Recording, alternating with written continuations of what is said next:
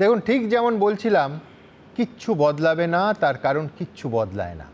আমাদের রাজ্যে ক্ষমতার শীর্ষ চেয়ারগুলোতে যারা বসেন, সত্যি বলতে তাদের কোনো কিছুতেই কিছু এসে যায় না, কোনো কিছুতেই কোনো আফসোস অন্তত তাদের হয় না। হলে তারা এই ৯টা মৃত্যুর জন্য নিজেদের দায়ী করতেন।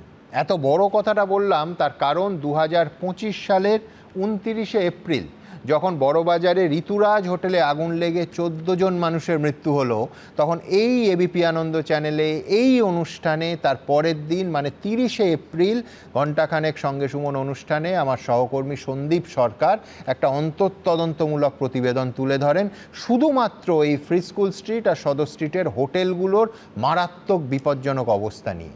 ভাবুন, আমাদের প্রশাসকেরা, আমাদের রাজনীতিবিদরা যদি তার আগে নাও জেনে থাকেন, জানতেন, আমি তর্কের খাতিরে ধরছি, জানতেন না, ওই প্রতিবেদনটা দেখেও তারা যদি একটু নড়ে চড়ে বসতেন, একটু সতর্ক হতেন, তাহলে হয়তো আজ এই ৯টা তাজা প্রাণ অকালে ঝরে যেত না।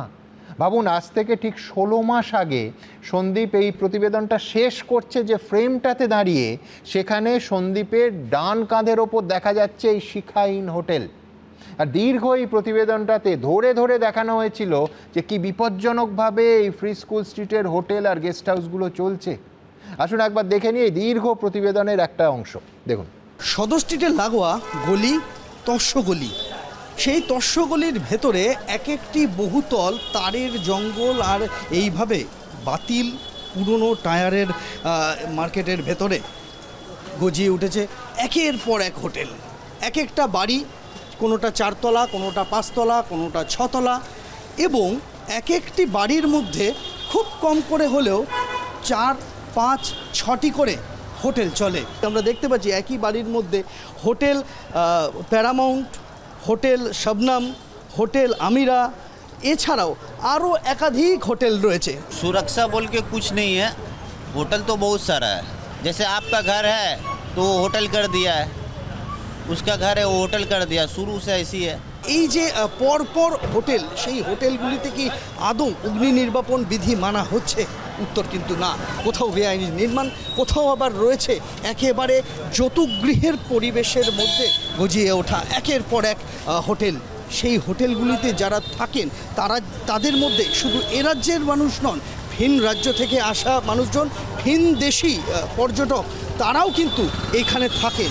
সকলের নিরাপত্তাটাই কিন্তু প্রশ্নের মুখে। দেখুন, এই তীর চিহ্ন দিয়ে যে হোটেলটা আমরা দেখালাম, এই হোটেলটা সন্দীপের ফ্রেমে তার ডান কাঁধের ওপরে শিখাহীন হোটেল। এটা হচ্ছে সেই দিনের ছবি আর এটা হচ্ছে আজকের ছবি। একই জায়গায় সন্দীপ আজকে দাঁড়িয়ে আছে। এবং সবথেকে দুর্ভাগ্যের কি জানেন, এই বাড়িটাতে একটা দুটো নয়, 10টা হোটেল আর গেস্ট হাউস চলছিল।